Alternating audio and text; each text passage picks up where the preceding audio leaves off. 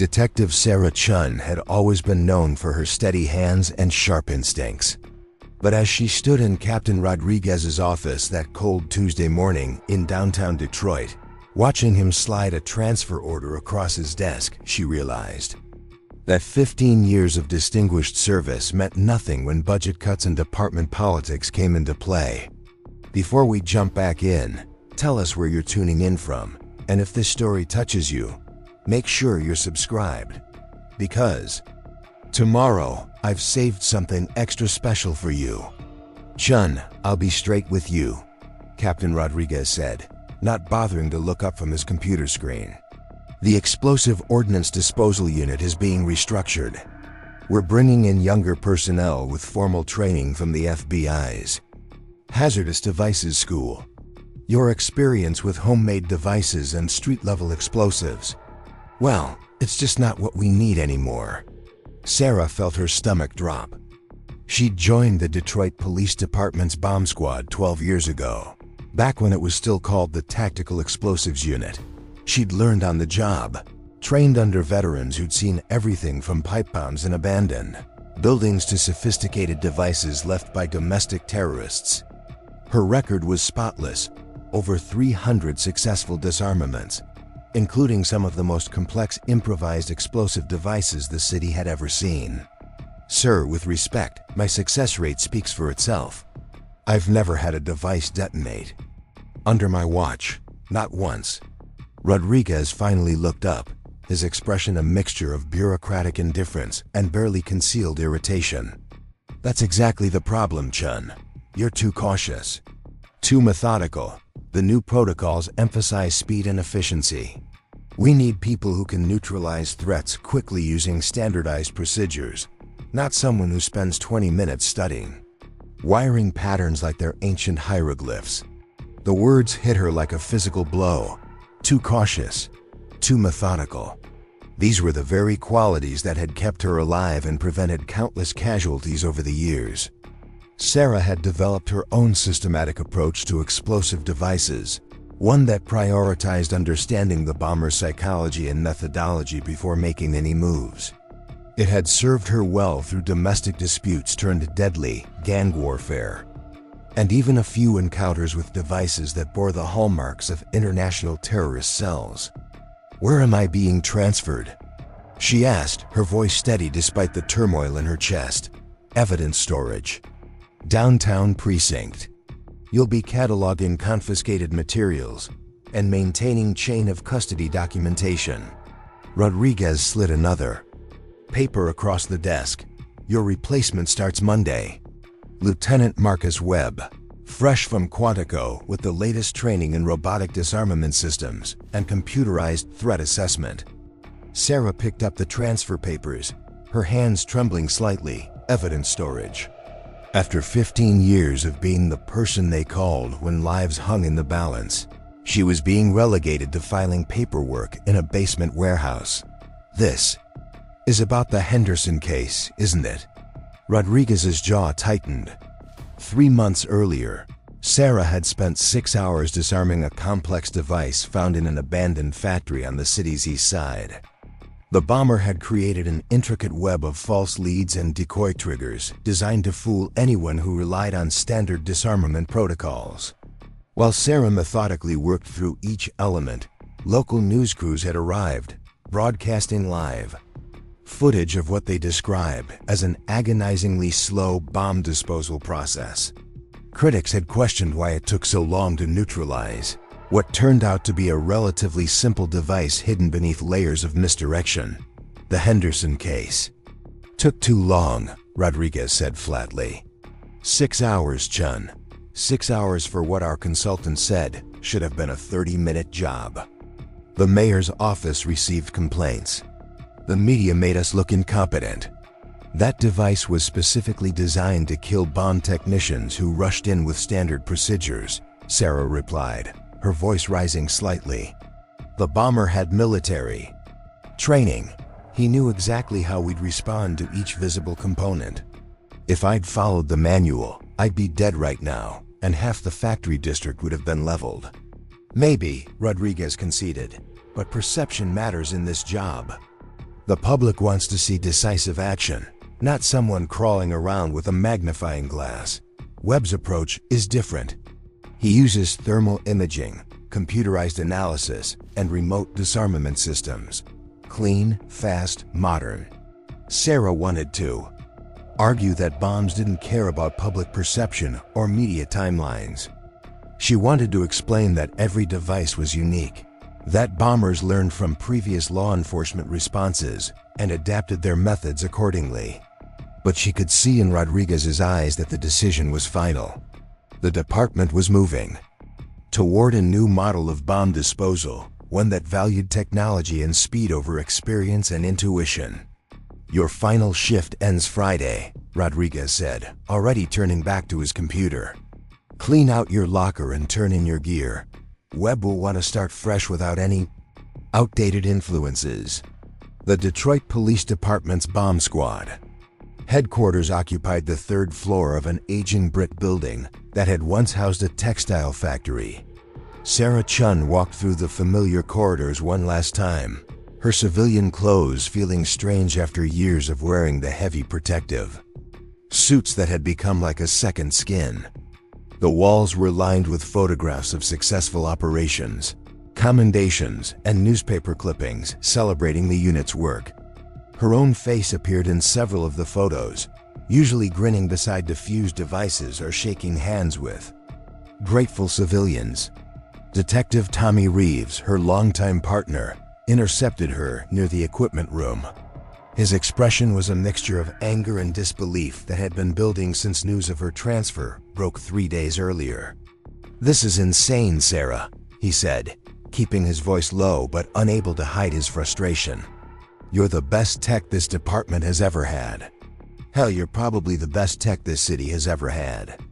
And they're replacing you with some academy boy who's never seen a real bomb outside of a training facility." Sarah managed a weak smile. "Academy boy with the latest technology, don't forget." Preparing and narrating this story took us a lot of time, so if you are enjoying it, subscribe to our channel. It means a lot to us. Now back to the story. According to Rodriguez, that's more valuable than 15 years of field experience. Technology. Tommy spat the word like a curse. "You know what technology got us last month? That new X-ray system that completely missed the secondary trigger in the Riverside device. If you hadn't spotted it visually, the whole apartment building would have come down." The Riverside incident had been a perfect example of why Sarah's methodical approach was so effective. A disgruntled tenant had constructed what appeared to be a simple pipe bomb and left it in the building's basement. The department's new digital analysis system had identified the obvious components and recommended a standard disarmament procedure. But Sarah had noticed something that the computers missed, subtle differences in the wiring that suggested the bomber had military or professional training. Her instincts had been correct. Hidden beneath the obvious device was a secondary explosive designed to detonate when the primary bomb was moved or disarmed. "I keep thinking about that case," Sarah said, pulling items from her locker. "The system said it was a Category 2 device. Low complexity, standard protocols recommended. But something about the construction bothered me. The way the wires were stripped, the type of solder used, even the brand of electrical tape. It all pointed to someone with formal training." "And if Webb had been handling it?" Tommy asked. "The building would be gone, and we'd probably be planning funerals instead of talking about my transfer." Tommy leaned against the lockers, his face dark with concern. "Speaking of Webb, have you met him yet?" Sarah shook her head. "Rodriguez scheduled my exit briefing for after his orientation. I think he wants to avoid any overlap." "I sat in on his introduction yesterday," Tommy said, his tone carefully neutral. "Nice kid, enthusiastic, definitely confident in his training. But Sarah, he talked about bomb disposal like it's a video game. Everything's about speed metrics and efficiency ratings. When someone asked about the psychological profiling techniques you use, he said that kind of analysis was outdated and that modern devices don't require that level of interpretation. Sarah felt a chill run down her spine. Psychological profiling had been one of her most effective tools.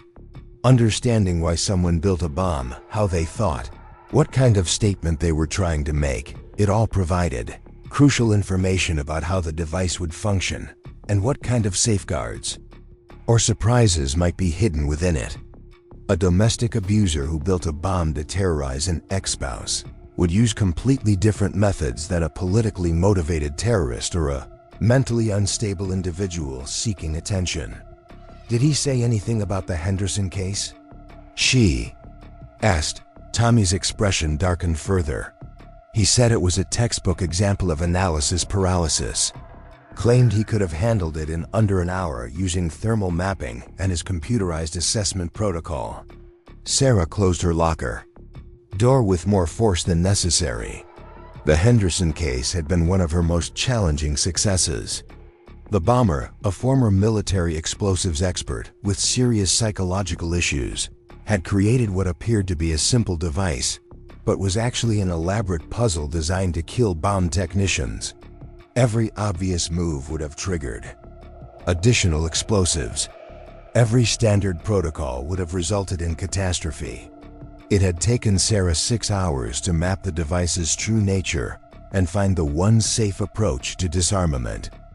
An hour, she repeated quietly. He thinks he could have done it in an hour. Gets worse, Tommy continued.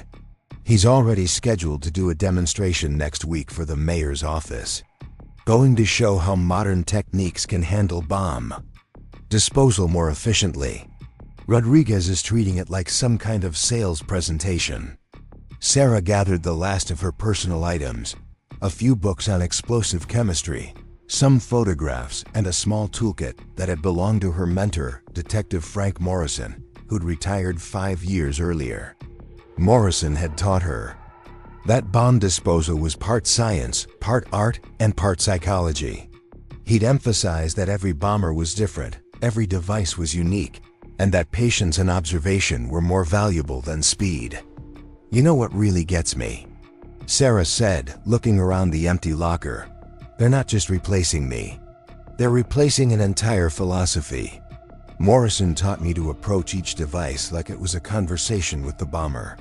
You study their work, you learn their patterns, you try to understand what they're trying to accomplish. Webb treats bomb disposal like a technical problem with technical solutions. Maybe that's enough, Tommy said, though his tone suggested he didn't believe it. Maybe bombs have gotten simpler, or the technology really is that much better. Sarah looked at him sharply. You don't believe that? No, he admitted, I don't. But I'm hoping I'm wrong, because if I'm right, this city is about to become a lot more dangerous.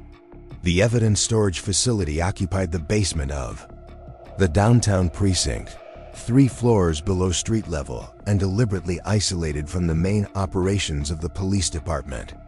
Sarah's new supervisor, Sergeant Patricia Mills, was a 20-year veteran who'd been assigned to evidence management after a knee injury ended her patrol career. She seemed genuinely sympathetic to Sarah's situation, but made it clear that she had no influence over departmental decisions. I know this isn't what you wanted, Mills said as she showed Sarah around the climate-controlled warehouse. But evidence storage is more important than people realize. Chain of custody, proper documentation, maintaining the integrity of materials that might be crucial to prosecutions, it all matters. Sarah nodded politely, but her heart wasn't in it. She was surrounded by boxes and containers filled with the detritus of criminal investigations, weapons, drugs, documents, personal effects from crime scenes. It was important work, but it felt like being buried alive after years of operating at the cutting edge of law enforcement. Your background actually makes you perfect for this position, Mills continued. You understand the technical aspects of explosive materials, you're familiar with evidence protocols from your bomb squad work, and you've got the attention to detail that this job requires. They stopped in front of a section labeled Hazardous Materials, Inactive. The shelves were lined with containers holding disarmed explosive devices, chemical samples, and related evidence from cases going back decades. Sarah recognized several items from her own operations, devices she'd carefully neutralized and preserved for prosecution purposes. "This will be your primary responsibility," Mills explained. "Cataloging, maintaining environmental controls, updating digital records, and ensuring everything meets legal standards for evidence preservation. It's not glamorous, but it's crucial." Sarah picked up a container holding components from a case she'd worked 2 years earlier. The bomber had been a college chemistry student who'd tried to settle a grudge against his professor by leaving a device in the department building. She remembered spending 3 hours analyzing the construction before determining that the timer mechanism was deliberately flawed. The bomber had wanted to scare his target, not actually kill anyone. The psychological profile she'd developed had helped investigators track down the student within 24 hours. "Can I ask you something?" Sarah said, setting the container back on its shelf. "Do you think the department is making the right choice? Moving toward more automated, technology-based bomb disposal?" Mills considered the question carefully. "I think change is inevitable in this job. New threats require new responses. But I also think experience has value that can't be programmed into a computer." She gestured toward the evidence around them. "Every one of these cases represents someone's knowledge, intuition, and judgment. You can't automate that." Over the following weeks, Sarah settled into her new routine with the grim determination of someone serving a sentence. She arrived each morning at 7, spent her days cataloging evidence and updating records, and left precisely at 5. The work was methodical and detail-oriented, qualities that served her well, but it lacked the intensity and purpose that had defined her career. The bomb squad continued to operate on the floors above her, and she couldn't help but follow their activities through internal communications and news reports. Lieutenant Webb had indeed brought a new approach to the unit. His response times were impressive, his use of technology was cutting edge, and his confidence was unshakable. The local media praised his modern methods and efficient operations, but Sarah also noticed troubling patterns. Webb's success rate, while still good, wasn't perfect. There had been 2 controlled detonations in situations where Sarah believed the devices could have been safely disarmed and preserved for evidence. Both bombers had been charged with possession of explosive devices rather than the more serious charges that required intact evidence. Webb's approach prioritized neutralizing threats quickly, even if it meant destroying evidence that could lead to stronger prosecutions. Tommy visited her regularly, bringing updates from the bomb squad and growing concerns about Webb's methods. The new lieutenant was competent and well-trained, but he relied heavily on his equipment and protocols. He showed little interest in the psychological aspects of bomb disposal that Sarah had pioneered, dismissing them as unnecessary complications. "He's running the unit like a military operation," Tommy told her during one of their coffee breaks. "Everything by the book, everything measured in response times and efficiency metrics. Rodriguez loves it because it looks good in reports." "Any problems?" Sarah asked, though she suspected she already knew the answer. "Define problems," Tommy replied carefully. "No casualties, no major failures. But we're not learning anything about the bombers anymore. Webb neutralizes the devices and moves on. He doesn't study their construction methods or try to understand their motivations. The detectives working these cases say they're having a harder time building profiles without the technical analysis you used to provide." Sarah felt a mixture of vindication and concern. She'd always believed that bomb disposal was about more than just neutralizing immediate threats. Understanding how and why people built explosive devices helped law enforcement prevent future attacks and build stronger cases for prosecution.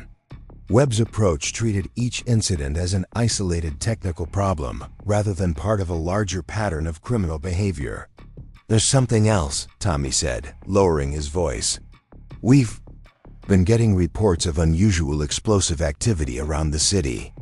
Nothing major yet, but there's been an uptick in small devices found in public places. Most of them are duds or training devices, but the pattern is concerning. What kind of pattern? They're getting more sophisticated. Each one seems designed to test our response procedures, like someone is studying how we operate and adapting their methods accordingly. Sarah felt a familiar chill of recognition. She'd seen this before, bombers who learned from law enforcement responses and used that knowledge to create more effective devices. It was a cat-and-mouse game that required constant adaptation and deep understanding of criminal psychology. Has Webb noticed the pattern? Tommy shook his head. He treats each device as a separate incident. When I suggested that someone might be testing our capabilities, he said I was overthinking it. According to him, most bombers are too unstable or too stupid to engage in that kind of systematic behavior. Sarah knew better. Some bombers were indeed unstable or opportunistic, but others were highly intelligent, methodical, and patient. These were the most dangerous ones, individuals who studied law enforcement tactics, learned from their mistakes, and gradually escalated their activities until they were ready to execute a major attack. 3 weeks into her new assignment, Sarah was working late in the evidence storage facility when she received a call from Detective Lisa Park, who worked financial crimes but had occasionally consulted with the bomb squad on cases involving fraud and explosive devices. "Sarah, I need your help with something," Park said without preamble. "I know you're not officially with the bomb squad anymore, but I've got a case that doesn't make sense, and Rodriguez won't let me access Webb directly." "What kind of case?" "Insurance fraud, possibly. Someone's been making suspicious purchases of electronic components and chemical supplies around the metro area. The purchasing pattern suggests someone with knowledge of explosive devices, but the quantities are strange. Too small for major construction, too large for simple experimentation." Sarah felt her pulse quicken.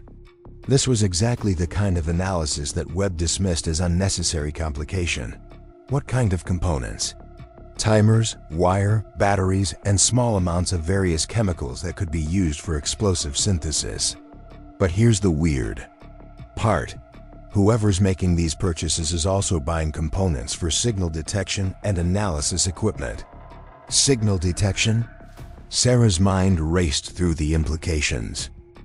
Someone building bombs might want that to test their own devices, but it could also be used to study law enforcement response patterns. That's what I was thinking. And Sarah, the timeline coincides with those test devices Tommy mentioned. The purchases started about 6 weeks ago, right around the time Webb took over the bomb squad. Sarah felt pieces of a puzzle clicking into place. Someone was systematically studying the new bomb disposal protocols, testing the department's capabilities, and gradually building towards something bigger. Webb's by-the-book approach, his reliance on technology, his dismissal of psychological analysis, all of it was being observed and cataloged by someone who understood exactly how to exploit those limitations. "Lisa, I need you to send me everything you have on these purchases. Names, locations, credit card information, anything that might help establish a pattern. I can't officially involve you in an active investigation, but I might be able to share some general information for educational purposes. You know, to help with your evidence storage duties." An hour later, Sarah was staring at a collection of documents that painted a disturbing picture. Someone had been methodically acquiring the components needed to build sophisticated explosive devices while simultaneously purchasing equipment that could monitor police communications and response patterns. The purchases were spread across multiple retailers and paid for with different credit cards, but they all traced back to the same general geographic area, a section of the city that had experienced several of the recent test devices. More troubling was the sophistication of the purchasing pattern itself. Whoever was behind this understood supply chain analysis, and had deliberately obscured their activities by spreading purchases across time and geography. This wasn't the work of an unstable individual or opportunistic criminal. This was someone with professional training and long-term planning capabilities. Sarah spent the rest of the night analyzing the data, building a profile of someone who was patient, methodical, and extremely dangerous. By dawn, she had identified a pattern that suggested the bomber was preparing for a major operation, something far beyond the scope of the test devices that had been appearing around the city. She tried calling Tommy, but he was off duty. She considered contacting Webb directly, but knew he would dismiss her analysis as speculation. Instead, she compiled everything into a detailed report and prepared to take it to Captain Rodriguez, despite their recent history. The meeting didn't go well. "Chun, you're not with the bomb squad anymore," Rodriguez said after glancing through her analysis. "Your job is evidence storage, not active investigation. If Detective Park has concerns about purchasing patterns, she should work with Lieutenant Webb through proper channels. Sir, with respect, this suggests someone is planning a major attack. The purchasing timeline, the test devices, the signal analysis equipment, it all points to someone who's studying our response capabilities and building towards something significant." Rodriguez's expression hardened. "This is exactly the kind of theoretical speculation that we're moving away from. You see patterns and conspiracies where Webb sees isolated incidents handled efficiently. Your approach takes weeks to reach conclusions that may or may not be accurate. Webb neutralizes threats in real time. But sir, if I'm right about this pattern, if you're right, Webb will handle it when and if it becomes a real threat. Until then, I need you to focus on your assigned duties and leave active investigations to active investigators." Sarah felt the familiar frustration of being dismissed, but this time it was accompanied by genuine fear.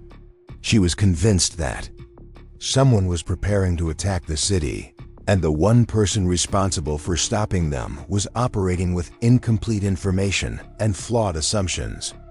As she walked back to the evidence storage facility, Sarah realized that her transfer hadn't just ended her career in bomb disposal. It had potentially created a blind spot that someone very dangerous was preparing to exploit. The next morning brought news that confirmed her worst fears. Another test device had been found, this one in a crowded shopping mall. Webb had neutralized it efficiently, but in doing so, he had destroyed evidence that might have provided crucial insights into the bomber's capabilities and intentions. Sarah understood with growing certainty that her city was about to face a threat that its current bomb disposal philosophy was unprepared to handle. The question was whether she could find a way to help stop it before it was too late. The evidence storage facility had become Sarah's prison, but it was also her observatory. From her basement office, she could monitor police communications, track evidence flows, and maintain connections with detectives throughout the department. What she learned over the following weeks painted an increasingly disturbing picture of a city under surveillance by someone who understood exactly how to exploit the weaknesses in its defenses. Detective Park continued to share information about the purchasing patterns, and Sarah used her access to evidence databases to cross-reference the data with previous bomb-related investigations. The picture that emerged was that of a bomber who had studied not just explosive techniques, but law enforcement response protocols. Someone who knew exactly how Lieutenant Webb would react to different scenarios. The test devices that continued to appear throughout the city were becoming more sophisticated, each one designed to probe a different aspect of the bomb squad's capabilities.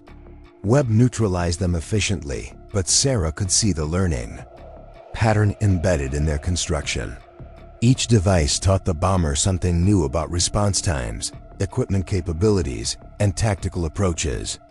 Tommy visited her during his lunch break, his face grim with barely concealed worry. "We found another one this morning," he said without preamble.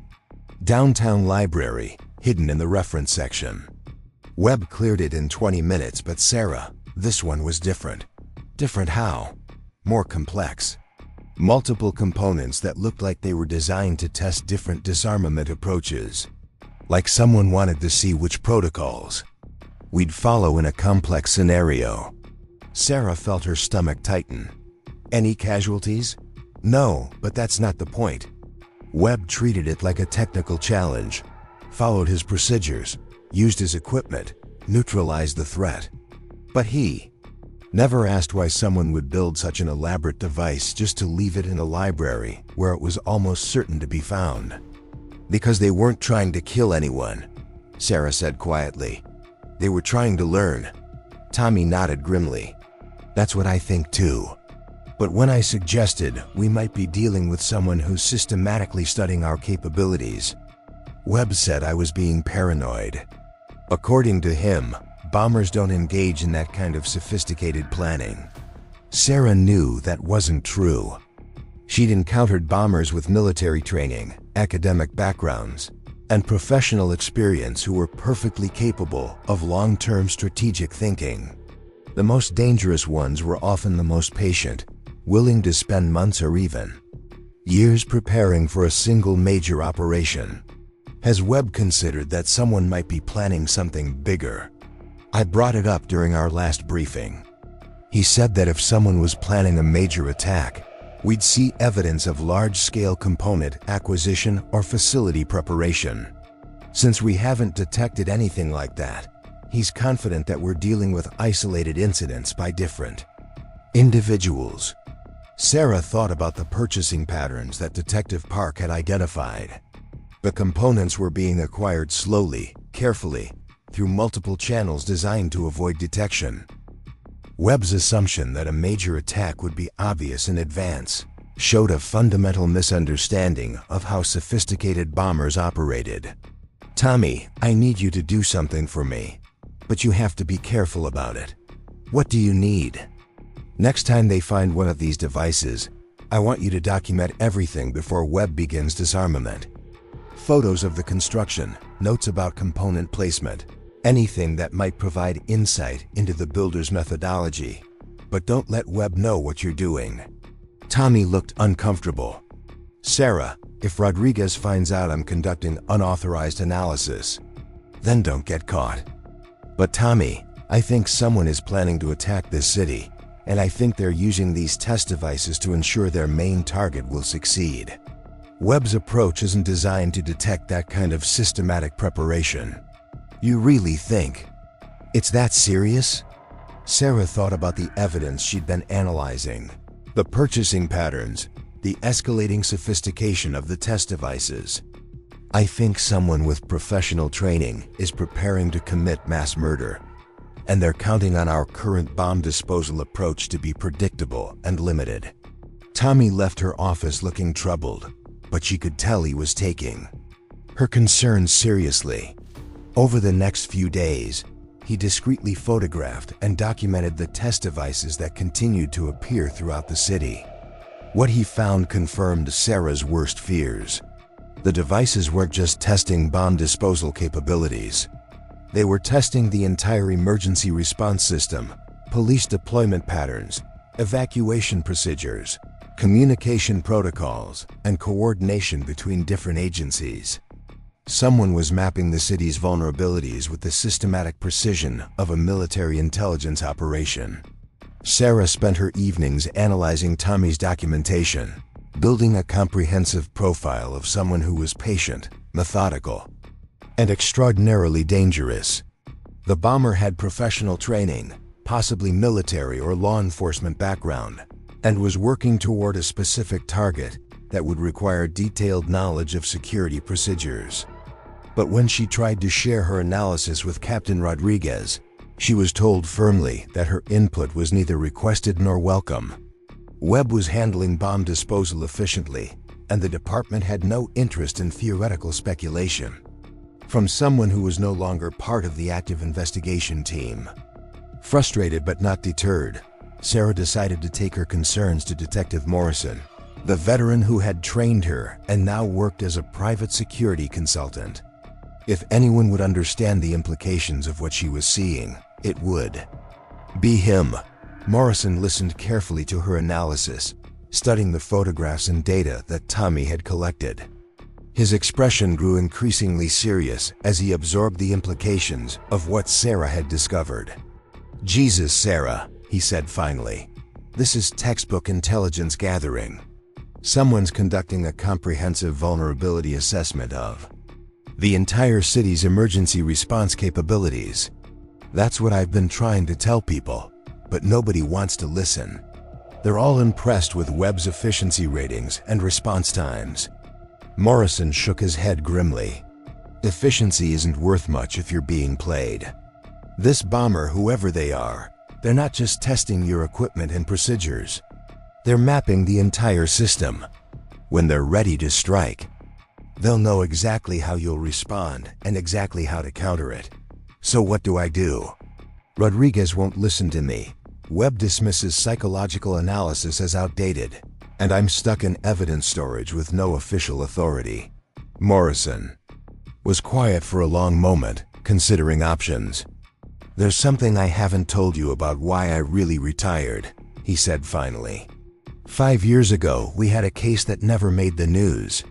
A bomber who spent 6 months testing our capabilities before attempting a major attack on a federal building.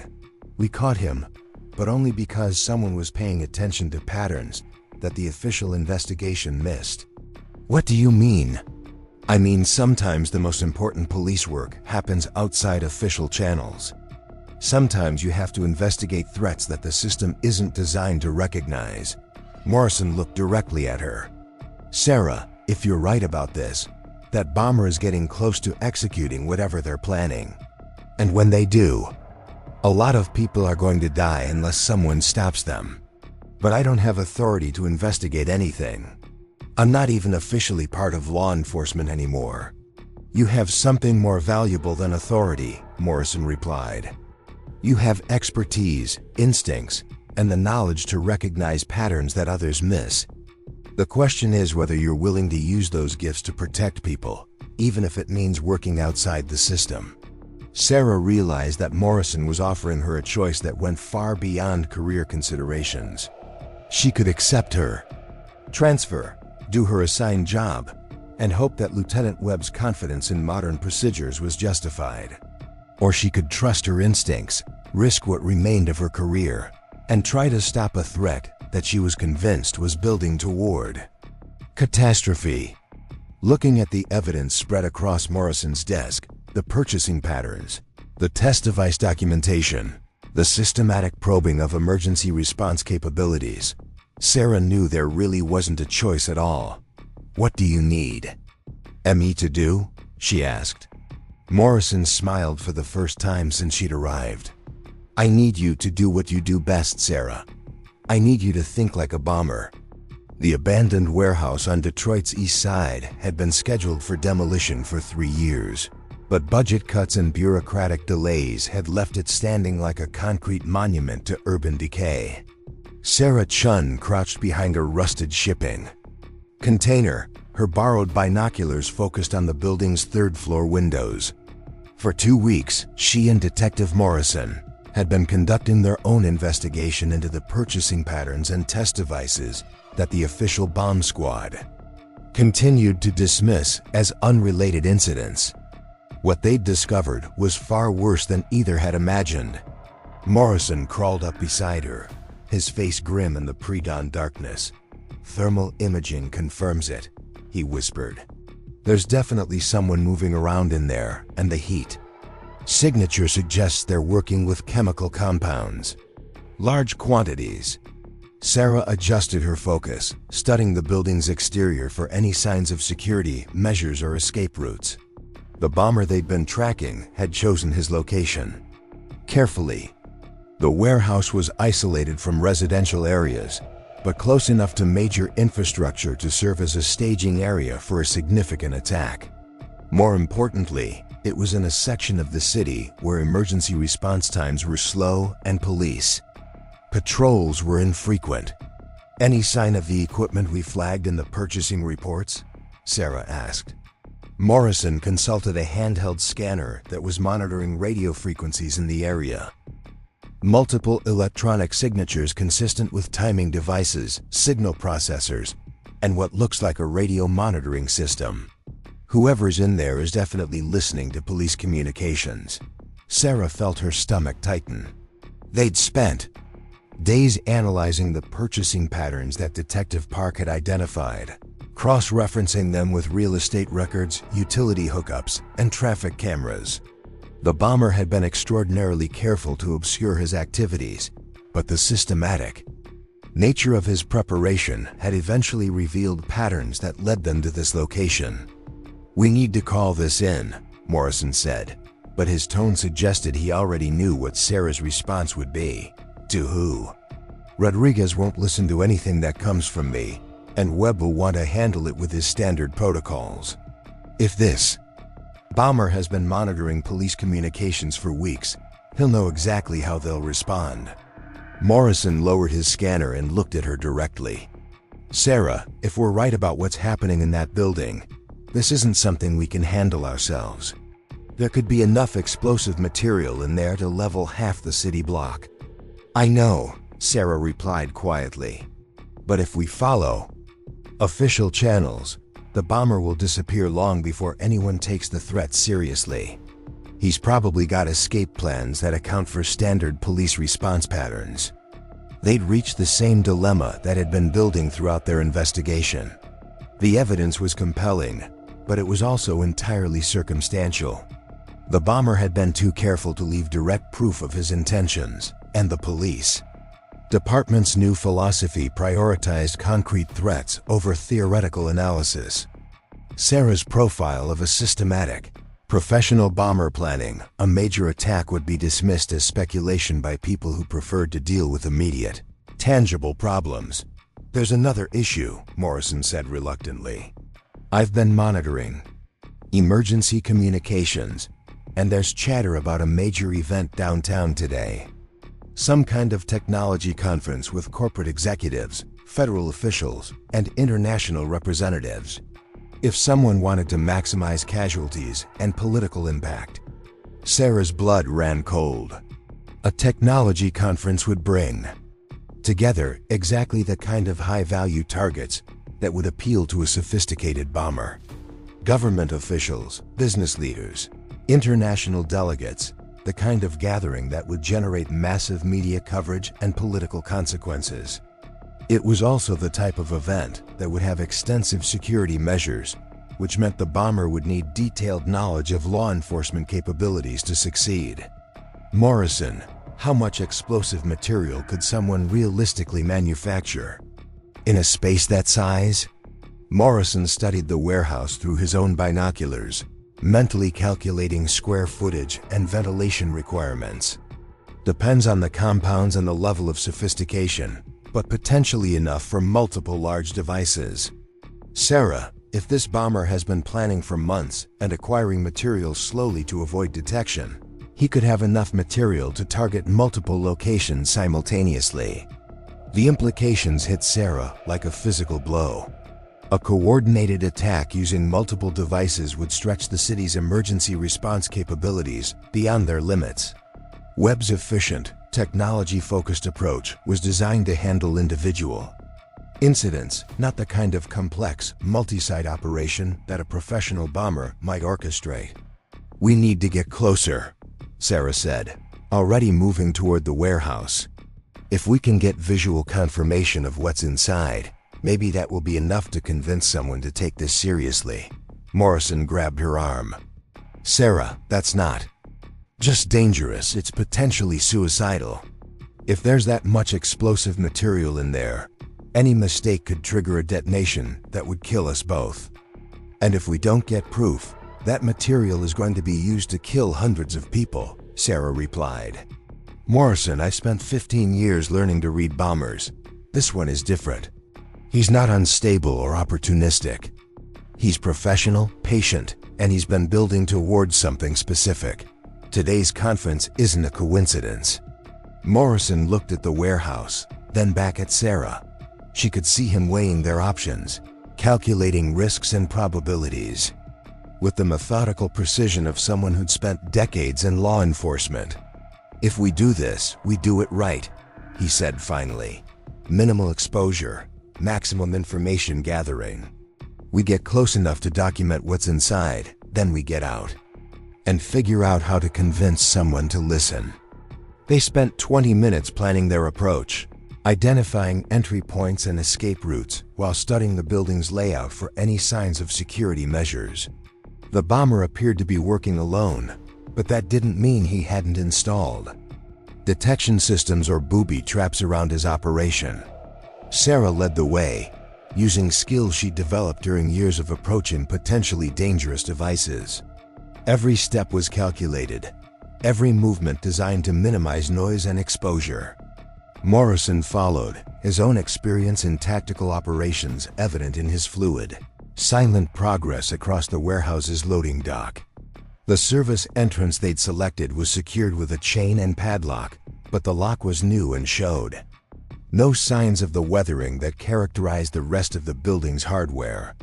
Someone had been using this entrance regularly. Morrison produced a set of lockpicks and went to work while Sarah kept watch. Within minutes, they were inside the warehouse, moving through a maze of abandoned equipment and storage containers toward the sounds of activity coming from the upper levels.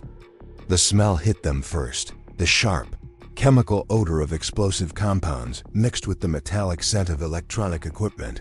Sarah recognized the distinctive combination immediately. Someone was manufacturing sophisticated explosive devices on an industrial scale. They climbed a service stairway to the third floor, where the chemical odors became almost overwhelming. Through a partially open door, they could see the bomber's workshop spread across nearly 1,000 square feet of open space. The sight that greeted them was both impressive and terrifying. The bomber had constructed what appeared to be a professional explosives laboratory. Work tables were covered with chemical compounds, electronic components, and partially assembled devices, digital timers, detonation systems, and remote triggering equipment were organized with military precision. But it was the scale of the operation that truly shocked Sarah. There were enough materials visible to construct dozens of large explosive devices. Morrison motioned for her to document everything while he kept watch. Sarah used her phone to photograph the workshop, focusing on the types of compounds, the sophistication of the electronic systems, and the apparent production capacity. What she saw confirmed her worst fears about the bomber's capabilities and intentions. The devices under construction weren't crude pipe bombs or simple explosive packages. They were sophisticated weapons designed to defeat standard bomb disposal procedures. Multiple triggering systems, anti-tampering mechanisms, and what appeared to be signal jamming equipment suggested someone who understood exactly how law enforcement would respond and had prepared countermeasures for every standard protocol. But it was a map spread across one of the work tables that made Sarah's heart stop. The downtown area was marked with multiple locations, each annotated with notes about security measures, emergency response routes, and what appeared to be timing calculations. The technology conference was clearly marked, but it wasn't the only target. The bomber was planning a coordinated attack on multiple locations throughout the city. Sarah photographed the map, then moved closer to study the timeline notations in the margins. Her blood turned to ice as she realized what she was looking at. The attacks weren't scheduled for some future date. According to the bomber's planning documents, they were scheduled to begin in less than 6 hours. Morrison appeared beside her, his face pale as he absorbed the implications of what they'd discovered. "Sarah, we need to leave now." "Wait," she whispered, studying one more section of the workshop. Near the back wall, she could see what appeared to be communication equipment, radio scanners, frequency analyzers, and computer monitors displaying what looked like police dispatch information. The bomber wasn't just monitoring law enforcement communications. He was actively tracking emergency response patterns in real time. "He's been watching everything," Sarah whispered to Morrison. "Every test device, every response, every protocol Webb has used. He knows exactly how they'll react to each type of threat." Morrison grabbed her arm urgently. "And right now he knows something's wrong because we've been up here too long. We need to move." They heard footsteps on the stairs below, heavy, purposeful, and moving in their direction. The bomber had detected their presence and was coming to investigate. Sarah and Morrison moved quickly toward an alternate exit they'd identified during their reconnaissance, but the footsteps were getting closer. Worse, Sarah could hear electronic beeping coming from the workshop, the kind of sound that suggested the bomber was activating security systems, or, potentially, arming some of the devices they'd just observed. They reached a fire escape on the building's north side just as they heard the workshop door slam open behind them. The bomber had discovered their intrusion, and from the cursing that echoed through the building, he was both angry and alarmed. Sarah and Morrison descended the fire escape as quickly as possible, but they could hear activity inside the warehouse increasing rapidly. Lights were coming on, electronic systems were activating, and the bomber was clearly preparing to evacuate. "His operation. He's going to move up his timeline," Sarah said as they reached ground level. "If he thinks his operation has been compromised, he might execute the attacks immediately." Morrison was already pulling out his cell phone. "We're calling this in right now. I don't care if Rodriguez believes us or not. People are going to die if we don't get the bomb squad to that conference venue immediately." But as Morrison dialed emergency dispatch, Sarah heard a sound that made her stomach drop. The distinctive whine of electronic equipment powering up was coming from inside the warehouse, followed by a series of electronic tones that she recognized as arming sequences. "Morrison, he's not evacuating. He's activating the devices." Morrison looked up from his phone, his face grim with understanding. "Remote detonation. He's going to trigger everything from here."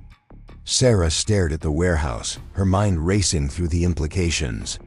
If the bomber had remote triggering capability, he could execute his attacks from a safe distance while maintaining the element of surprise.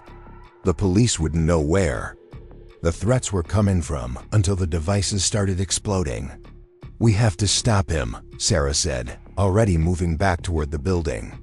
"Sarah, no. We don't have equipment, we don't have backup, and we don't have authority. This is a job for the bomb squad.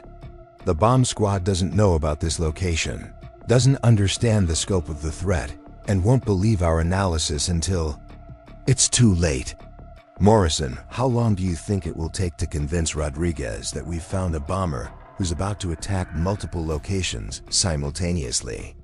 Morrison looked at his phone, then at the warehouse, calculating response times and procedural delays. 20 minutes minimum, assuming they believe us immediately and mobilize without verification. "And how long do you think it will take that bomber to activate his remote triggers once he realizes his operation has been exposed?" Morrison didn't answer, but Sarah could see in his expression that he understood the mathematics of the situation. They were the only people who knew about the immediate threat, and they were running out of time to prevent it. Sarah made a decision that she knew would either save lives or end her own. "Morrison, call in the threat to the conference venue. Get them to evacuate immediately. I'm going back inside to stop the remote detonation." "Sarah, that's suicide. You don't have protective equipment, you don't have backup, and you don't even know what kind of triggering system he's using. I know what I saw in that workshop. Professional construction, multiple redundant systems, anti-tampering mechanisms. But Morrison, I also know something else. This bomber has been studying Webb's methods, not mine. His countermeasures are designed to defeat modern, technology-based disarmament procedures." Morrison stared at her, understanding dawning in his eyes. "You think your old-school approach might work where standard protocols would fail. I think this bomber spent months preparing to defeat Lieutenant Webb's efficient, by-the-book methods. But I don't think he's prepared for someone who approaches bomb disposal like a psychological puzzle." Sarah looked back at the warehouse, knowing that inside was a person whose mind she'd been studying for weeks through his devices and methodologies. She understood his patterns, his priorities, and his psychology better than anyone else in the city's law enforcement community. Morrison, make that call. Get people away from the conference venue and anywhere else you think might be targeted. I'm going to stop this thing at the source. And if you're wrong, if the anti-tampering systems are more sophisticated than you think. Sarah thought about the 6 soldiers that had been trapped in the valley, about the bomb disposal philosophy that prioritized speed over understanding, about all the lives that would be lost if a coordinated bombing attack succeeded in downtown Detroit. Then at least I'll die doing what I trained for, she said quietly. But Morrison, I don't think I'm wrong. This bomber made one mistake in all his planning.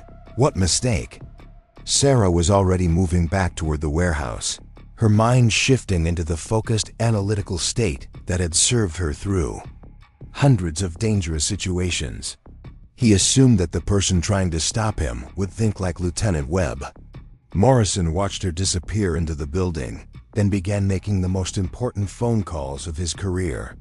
Inside the warehouse, Sarah Chun was climbing the stairs toward a confrontation with someone who had spent months preparing to commit mass murder. But this time, instead of facing a bomb technician who relied on technology and standard procedures, the bomber was about to encounter someone who understood that every explosive device was a conversation with its creator's mind, and Sarah Chun had been having those conversations longer than anyone in the city. The workshop was exactly as they'd left it, but now it was alive with electronic activity.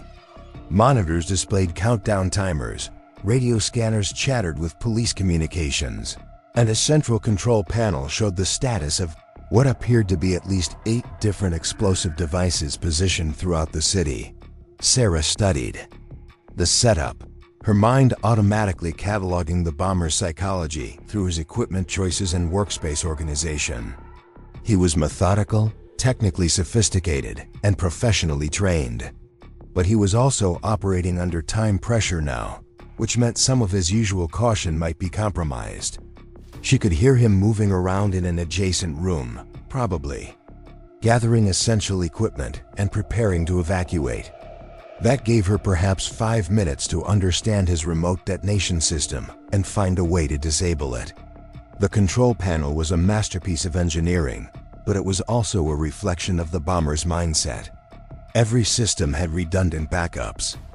Every connection was secured against tampering, and every component was protected by multiple fail-safe mechanisms. This was the work of someone who trusted technology over human judgment, exactly the opposite of Sarah's own philosophy.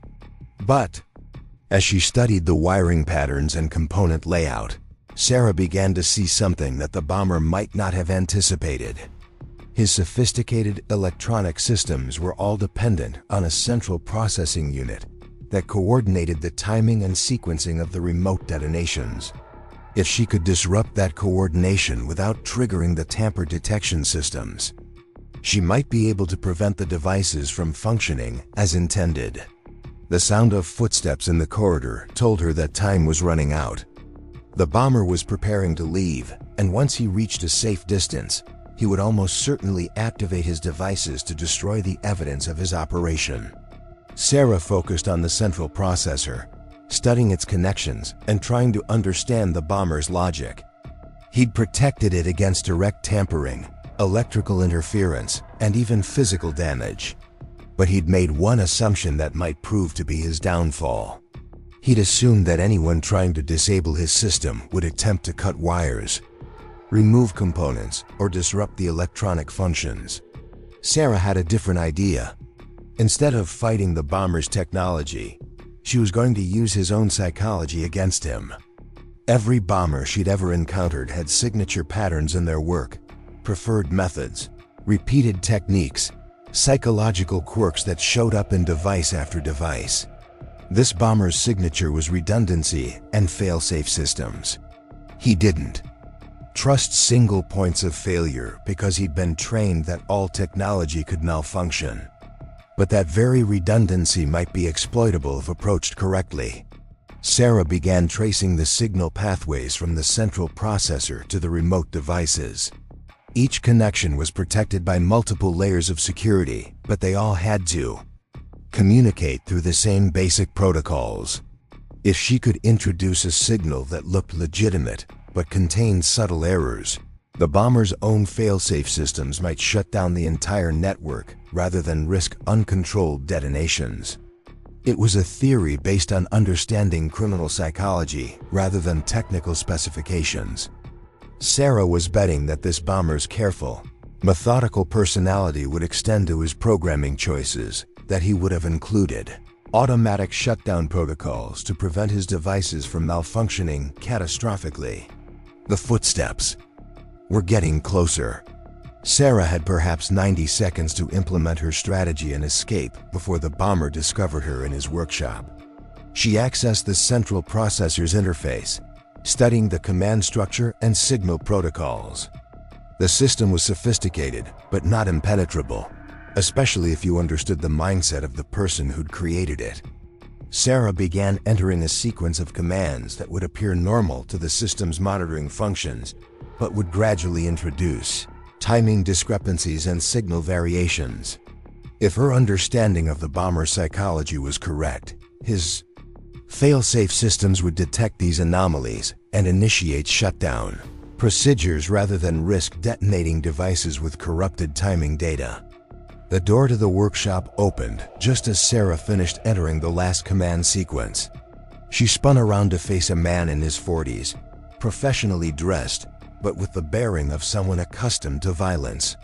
His eyes moved immediately to the control panel, then to Sarah, and his expression shifted from surprise to cold calculation. "You're the bomb tech they transferred," he said, his voice calm and controlled. "Sarah Chun, I've been monitoring police communications for weeks. I know about your methods." Sarah realized with a chill that the bomber knew exactly who she was. He'd been studying not just the bomb squad's procedures, but the individual personnel involved. Her transfer and replacement by Lieutenant Webb hadn't been coincidental to his timeline. It had been part of his planning. "You've been preparing for Webb's response patterns," Sarah said, keeping her voice steady despite the adrenaline coursing through her system. "All your countermeasures are designed to defeat his technology-based approach." The bomber smiled, but it was the expression of someone who'd anticipated this moment. "Lieutenant Webb is predictable, efficient, by the book, technology dependent. His response to my devices has been exactly what I calculated." Sarah noticed that he was moving slowly toward the control panel, probably to check the status of his detonation sequence. If her signal corruption was working, he should be seeing error messages starting to appear in his monitoring systems.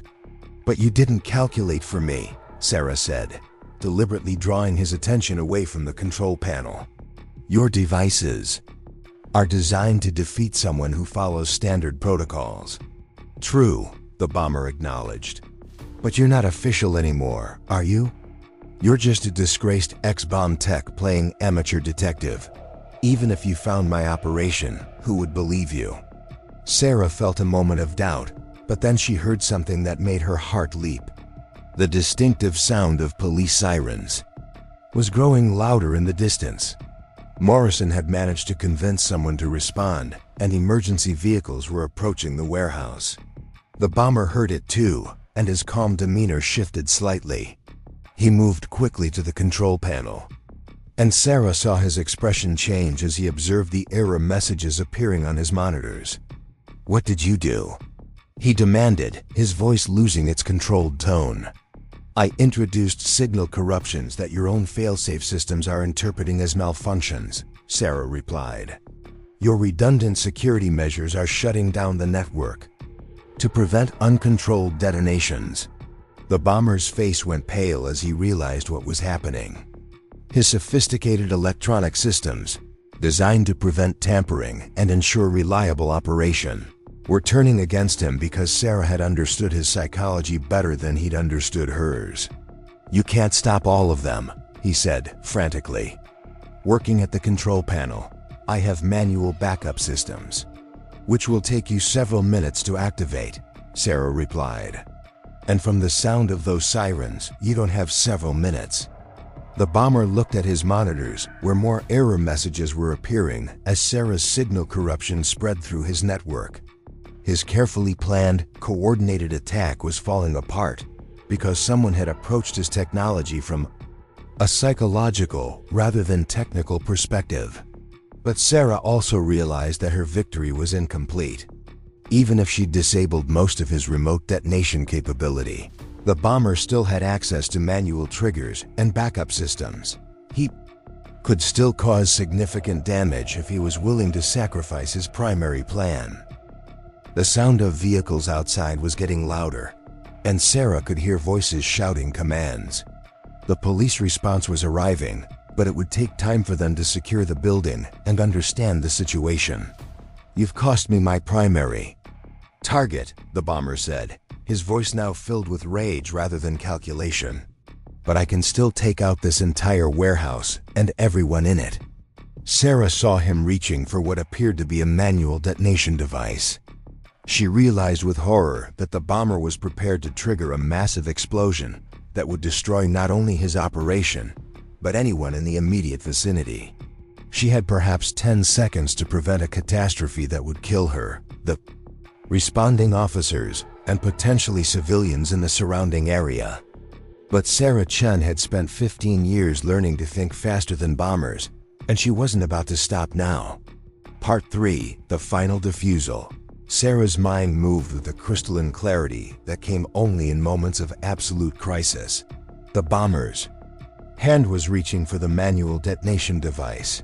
Police sirens were wailing outside, and somewhere in the city, explosive devices remained armed and dangerous despite her successful corruption of the central control system.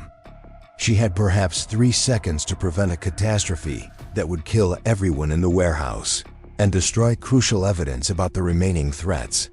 But instead of lunging for the detonation device or trying to physically stop the bomber, Sarah did something that 15 years of experience had taught her was often more effective than force. She spoke. "Wait," she said, her voice carrying the calm authority of someone who had talked people away from deadly decisions before. "You're about to destroy months of work for nothing." The bomber's hand hesitated, hovering over the manual trigger. Sarah could see the conflict in his eyes, rage at having his carefully planned operation disrupted, warring with the professional pride that had driven him to create such an elaborate scheme.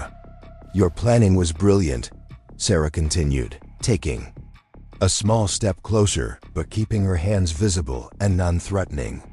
"The systematic testing, the psychological analysis of our response patterns, the coordinated targeting strategy. I've never seen anything so sophisticated."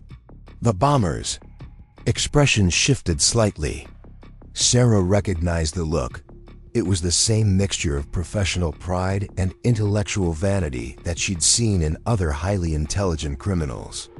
He wanted recognition for his work, even from someone who was trying to stop him. "You studied our procedures for months," Sarah said, her voice filled with genuine admiration. "Every test device taught you something new about how we think, how we respond, what our limitations are. You mapped our entire operational philosophy." "I did," the bomber said, his hand still poised over the trigger, but his attention now focused on Sarah's words. "Your Lieutenant Webb is exactly as predictable as I calculated. Technology-dependent, protocol-driven, completely unable to adapt when faced with unexpected scenarios." Sarah nodded as if she completely agreed. "Webb never would have found this place. He would have treated each test device as an isolated incident, exactly like you planned. But there's something you didn't account for in your analysis." "What?" the bomber asked, despite himself. "You studied Webb's methods, but you never studied mine. Your psychological profile of bomb disposal personnel was based on modern training and contemporary procedures. You prepared to defeat someone who thinks like a technician, not someone who thinks like a psychologist." The bomber's eyes narrowed as he processed this information. Sarah could see him running calculations, reassessing his assumptions about law enforcement capabilities. "It doesn't matter," he said finally. "You've disrupted my primary plan, but I can still achieve significant impact with manual detonation of the devices I have here. The symbolic value alone will be worth the operational compromise." Sarah shook her head slowly. "No, it won't. Because if you trigger that device, you'll destroy all the evidence of your real capabilities. The police will assume you were just another unstable individual with basic explosive knowledge. Your actual sophistication, your professional training, your systematic approach, all of it will be reduced to a simple narrative about domestic terrorism." She could see that her words were hitting their target. The bomber had spent months demonstrating his intellectual superiority over law enforcement, and the prospect of being dismissed as a common criminal clearly bothered him. "But if you surrender now," Sarah continued, "your work will be studied for years. Military analysts, intelligence experts, law enforcement trainers, they'll all want to understand how you achieved this level of operational sophistication. Your methods will become textbook examples of advanced terrorist planning." The sound of boots on the warehouse stairs indicated that the police response team was entering the building. Sarah had perhaps 30 seconds before they reached the workshop, at which point the situation would become significantly more volatile. "You have a choice," she said urgently. "Destroy your work in a moment of rage, or preserve it as a demonstration of capabilities that most people thought were impossible. Which option better serves your objectives?" The bomber looked at the manual detonation device, then at his elaborate workshop, then at the control systems that Sarah had corrupted but not destroyed. She could see him weighing options with the same methodical precision that had characterized his entire operation. "Besides," Sarah added quietly, "you haven't actually failed. You've succeeded in demonstrating that our bomb disposal capabilities have serious vulnerabilities. The fact that I was able to disrupt your plan doesn't change the fact that Lieutenant Webb and his team would have been completely helpless against your methods." This was the crucial psychological lever that Sarah had been building toward. The bomber's primary motivation wasn't just to cause destruction. It was to prove his intellectual superiority over the security systems designed to stop him. By framing her intervention as confirmation of his analysis rather than defeat of his plan, she was offering him a face-saving alternative to martyrdom. "You're trying to manipulate me," the bomber said, but his voice lacked conviction. "Yes," Sarah admitted, "but I'm also telling you the truth. Your operation has already achieved something significant. You've exposed weaknesses in our procedures that could have been exploited by others if they'd remained hidden. From a strategic perspective, that's more valuable than any single attack." The police voices were getting closer. Sarah could hear them clearing rooms on the lower levels, following standard building search protocols. In moments, they would reach the workshop and the situation would become unpredictable. "Make your decision," Sarah said. "Destruction or demonstration? Martyrdom or mastery?" The bomber looked at her for a long moment, his hand still hovering over the detonation device. Then, with deliberate precision, he stepped away from the trigger and raised his hands. "I want to speak to someone from the FBI," he said calmly. "Someone who will understand the sophistication of what I've accomplished here." Sarah felt a surge of relief so powerful that her knees nearly buckled. "That can be arranged. But first, I need you to help me disable the remaining devices throughout the city. My signal corruption may not have affected all of them." The bomber considered this request with the same methodical approach he'd applied to everything else. "There are 3 devices that operate on independent systems," he said finally. "Convention Center, Federal Building, and the main police headquarters. They're designed to activate if they lose contact with the central system." Sarah felt her blood turn to ice. The bomber had anticipated the possibility of his central control being compromised and had programmed backup devices to trigger automatically if they detected system failures. Her successful corruption of his network had potentially armed 3 additional bombs. How long before they activate? She asked urgently. 15 minutes from the time of last communication with the central system. Call it 12 minutes. Now. The police team burst through the workshop door at that moment, their weapons drawn and voices shouting commands for everyone to get down. Sarah found herself face down on the concrete floor alongside the bomber, trying to explain the situation to officers who were trained to secure scenes first and ask questions later. "I'm Detective Sarah Chun, badge number 4471, she called out, as plastic restraints were applied to her wrists. "This man has information about active explosive devices throughout the city. We need to get him to someone in authority immediately."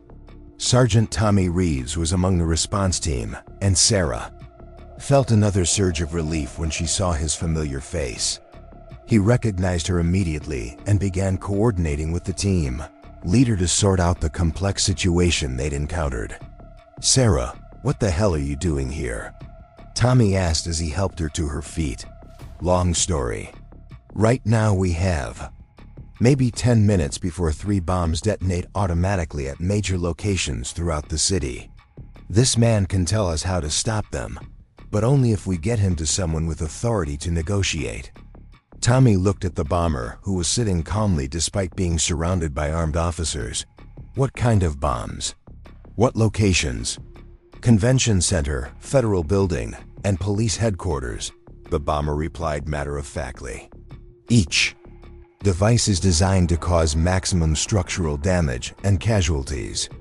They will activate automatically unless I personally transmit abort codes within the next 9 minutes." The team leader, a Sergeant Sarah didn't recognize, looked skeptical. "How do we know this isn't some kind of manipulation? He could be lying about the timing to create pressure for a deal." Sarah understood the officer's caution, but she also knew they were running out of time. "Sergeant, I've been tracking this man's activities for weeks. His psychological profile indicates someone who takes pride in the precision of his work. He's not lying about the devices or the timing. Even if that's true, we can't just take his word for it. We need to evacuate those locations and bring in the bomb squad to search for devices." "There's no time," Sarah said urgently. "It would take hours to properly search buildings that size, and we have less than 8 minutes. The only way to prevent those detonations is to get the abort codes from him right now." The bomber spoke up, his voice carrying the same calm authority he'd maintained throughout the encounter. "Detective Chun is correct about the timing. However, I'm willing to provide the abort codes in exchange for certain guarantees." "What kind of guarantees?" the team leader asked. "I want to be transferred to federal custody rather than local. I want to speak to intelligence analysts who can properly evaluate my methods. And I want assurance that my work will be studied rather than simply destroyed." Sarah recognized the bomber's priorities. Professional recognition and intellectual validation were more important to him than any kind of legal protection. It was exactly the kind of leverage that she could work with. "Those discussions can happen later," she said. "Right now, people are going to die unless you provide those codes." "I understand the timing pressure," the bomber replied. "But I also understand that once I provide the codes, I lose all negotiating leverage. I need commitments now." Tommy was monitoring police communications on his radio, and his expression was growing increasingly tense. "Sarah, they're starting evacuations at all 3 locations, but it's chaos. Thousands of people trying to leave buildings simultaneously. Even if we get the codes, there might not be time to transmit them." Sarah looked at the bomber, trying to read his psychological state. He was maintaining control of the situation by controlling information, but she could see signs of internal conflict. He wanted recognition for his work, but he also seemed to understand that mass casualties would overshadow his technical achievements. "What if I can guarantee that your methods will be studied by the right people?" Sarah asked.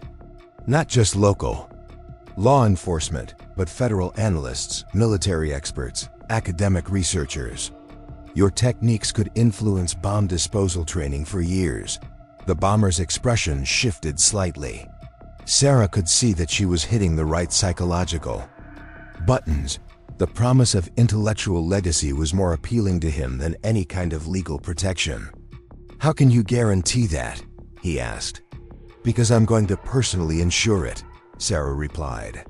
"I'll write the analysis myself, document every aspect of your operation, and make sure it reaches the people who can appreciate its sophistication." Tommy was looking at his watch nervously. 5 minutes, Sarah. Whatever you're going to do it now." The bomber studied Sarah's face, apparently trying to judge her sincerity. "You understand what I've accomplished here, don't you? The systematic analysis, the long-term planning, the psychological manipulation of your entire response system." "I understand it better than anyone else in this room," Sarah said truthfully. "And I respect it, even though I disagree with your objectives. But none of that matters if those devices detonate and kill innocent people." 3 minutes, Tommy announced. The bomber closed his eyes briefly, apparently making a final decision. "The abort code for all 3 devices is Alpha 779 or Delta 3. It must be transmitted on frequency 462.275 MHz using standard police encryption protocols." Tommy was already relaying the information to dispatch, but Sarah could see the concern in his expression. "Sarah, they're having trouble with the transmission. Something about signal interference." The bomber looked up sharply. "Interference? That's not possible unless..." His face went pale. "The devices have anti-jamming protection. If there's too much radio traffic in the area, they might not receive the abort signal." Sarah felt her stomach drop.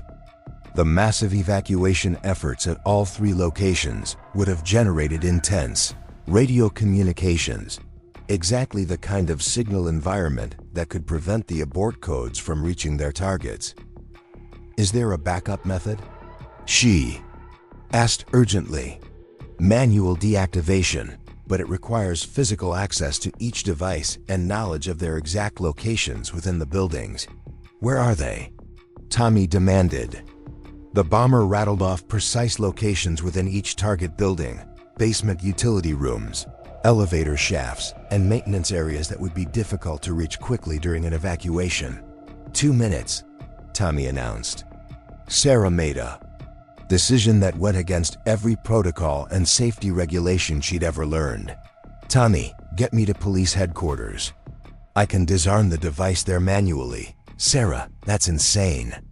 You don't have protective equipment, you don't have proper tools, and you don't have backup." "I have 15 years of experience and knowledge of this bomber's construction methods," Sarah replied. "It's a better chance than hoping the abort signal gets through." The bomber spoke up unexpectedly. "Detective Chun, the device at police headquarters is the most complex of the 3.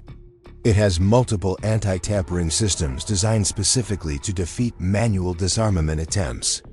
"Designed to defeat standard disarmament procedures," Sarah corrected. "But we've already established that I don't use standard procedures."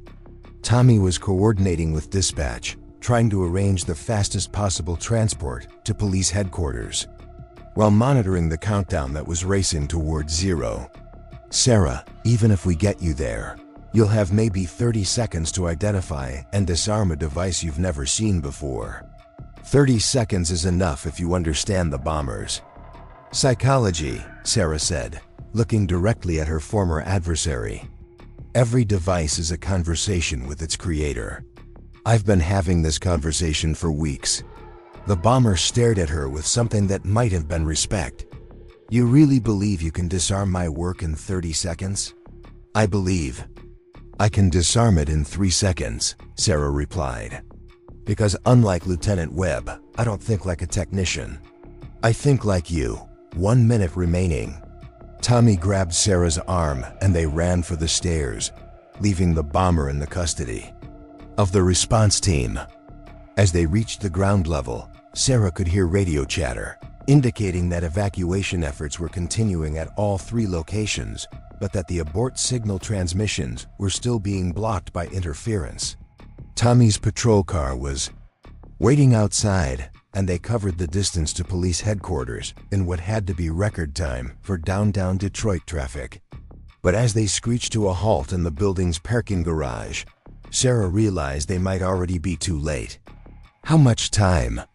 she asked as they ran toward the building's service entrance. Tommy checked his watch. 20 seconds, maybe less. The device was located in a utility room 2 levels below the main building, accessed through a maintenance corridor that most people didn't even know existed. Sarah had been in this building hundreds of times during her career, but she'd never paid attention to the basement infrastructure. They found the utility room exactly where the bomber had indicated, and Sarah could see the device immediately. It was larger and more complex than anything she'd encountered in the test devices, with multiple electronic components arranged in a configuration that spoke to both sophistication and deadly intent. 10 seconds, Tommy announced. Sarah approached. The device with the focused calm that had served her through hundreds of dangerous situations. But instead of trying to analyze the wiring or identify the triggering mechanism, she did something that would have seemed insane to anyone trained in modern bomb disposal techniques. She closed her eyes and tried to think like the bomber. The device was his masterpiece, the culmination of months of planning and preparation. It was designed to be both deadly and intellectually impressive, but it was also a reflection of his personality, methodical, redundant, and supremely confident in its own superiority. 5 seconds. Sarah opened her eyes and looked at the device with new understanding. The bomber's psychology was embedded in every component choice and wiring decision. He was someone who believed in elegant solutions, who took pride in creating systems that appeared complex but were actually based on simple, logical principles. 3 seconds. Sarah reached for what appeared to be the most complex part of the device, a cluster of wires and electronic components that seemed to control the timing and triggering mechanisms. But instead of trying to cut wires or remove components, she did something that the bomber would never have anticipated. She pressed a small reset button that was hidden among the electronic components, but clearly marked for maintenance purposes. 2 seconds. The device went silent. Tommy stared at her in amazement. "How did you know to do that?"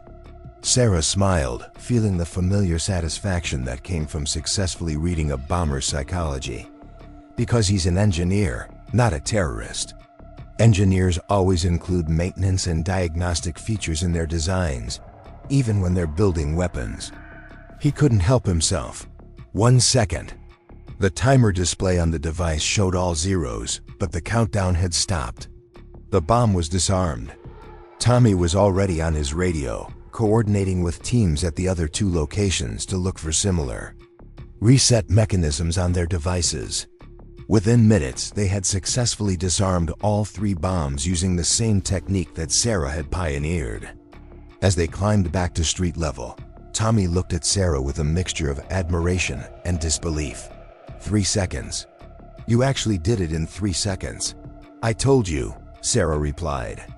When you understand the bomber's psychology, the technical aspects become secondary. The aftermath of the incident brought changes that Sarah could never have anticipated. The bomber, whose name turned out to be Dr. Marcus Webb, no relation to Lieutenant Webb, was indeed transferred to federal custody and became the subject of extensive analysis by intelligence and law enforcement agencies. His methods were studied, documented, and incorporated into new training programs for bomb disposal personnel throughout the country. Captain Rodriguez was quietly transferred to administrative position after an investigation revealed that his dismissal of Sarah's analysis had nearly resulted in a catastrophic terrorist attack. Lieutenant Webb remained with the bomb squad, but underwent additional training in psychological profiling and threat assessment. Sarah was not only reinstated to the bomb squad, but promoted to lieutenant and given command of a new unit specializing in complex threat analysis and unconventional bomb disposal techniques. Her approach, combining technical expertise with psychological insight, became the foundation for a new philosophy in explosive ordnance disposal. Detective Morrison was hired as a consultant to help train other law enforcement agencies in recognizing patterns that standard procedures might miss. Tommy Reeves was promoted to detective and became Sarah's primary partner in the new unit. But perhaps most importantly, Sarah's 3-second disarmament of Dr. Webb's device became a case study that fundamentally changed how law enforcement approached bomb disposal. Instead of relying solely on technology and standardized procedures, agencies began emphasizing the importance of understanding criminal psychology and adapting techniques to match the mindset of individual bombers. 6 months after the warehouse incident, Sarah stood in the classroom at the FBI's training facility in Quantico, addressing a group of bomb disposal specialists from around the world. Behind her was a detailed analysis of Dr. Webb's operation, including photographs of his devices and documentation of his methods. The most important lesson from this case, she told her audience, is that every explosive device is a conversation with its creator. Technology can help you understand the mechanical aspects of that conversation, but psychology helps you understand the human aspects. And ultimately, it's the human aspects that determine whether you live or die. A student raised her hand. Lieutenant Chun, what would have happened if you'd been wrong about the reset button? Sarah considered the question seriously. I would have died along with everyone else in the building. But I wasn't guessing about the reset button. I was applying 15 years of experience in reading bomber psychology to understand how Dr. Webb's mind worked. Another student asked, how do you develop that kind of psychological insight? Practice, Sarah replied simply. Every device you encounter teaches you something about the person who built it. Every successful disarmament adds to your understanding of criminal thinking patterns. But most importantly, you have to be willing to approach each situation as a unique puzzle, rather than a standard technical problem. After the class, Sarah walked through the FBI facility, thinking about the journey that had brought her from evidence storage to international recognition as an expert in bomb disposal psychology. It had been a path marked by professional setbacks, personal risk, and moments of absolute terror. But it had also been a path that had saved lives and changed how law enforcement thought about protecting people from explosive threats. That evening, Sarah received a call from Tommy Reeves back in Detroit. Sarah, we've got a situation here that you might be interested in. Someone's been leaving devices around the city again, but these are different from anything we've seen before. Sarah smiled, feeling the familiar surge of adrenaline that came with a new challenge. Different how? They're not bombs. They're puzzles. Complex mechanical devices that seem designed to test problem-solving skills rather than cause damage. And Sarah, each one has a note attached. What do the notes say? They're addressed to you. The latest one says, from one professional to another, with respect, Dr. Marcus Webb. Sarah laughed despite herself. Even in federal prison, Dr. Webb was continuing to engage in the intellectual competition that had defined their relationship. But this time, instead of planning murder, he was creating challenges that tested skill and insight without endangering lives. I'll be on the next flight, Sarah told Tommy. This should be interesting. As she packed her equipment bag, Sarah reflected on how much had changed since that morning when Captain Rodriguez had tried to end her career. She'd been dismissed as too cautious, too methodical, too focused on outdated techniques. Now those same qualities were recognized as exactly what law enforcement needed to combat sophisticated threats. Her 3-second disarmament had proved that sometimes the old ways were not just relevant, but superior to modern approaches. But more than that, it had proved that understanding people, their motivations, their psychology, their patterns of thought, was often more valuable than understanding technology. Sarah Chun had spent her career learning to think like bombers in order to stop them. Now she was teaching others to do the same, ensuring that future threats would be met by people who understood that every explosive device was ultimately a human creation that could be defeated by human insight. The simple woman who had been laughed off the bomb squad had become the person that bomb squads around the world turned to when standard procedures weren't enough. And she was just getting started. Up next, you've got 2 more standout stories right on your screen. If this one hit the mark, you won't want to pass these up. Just click and check them out.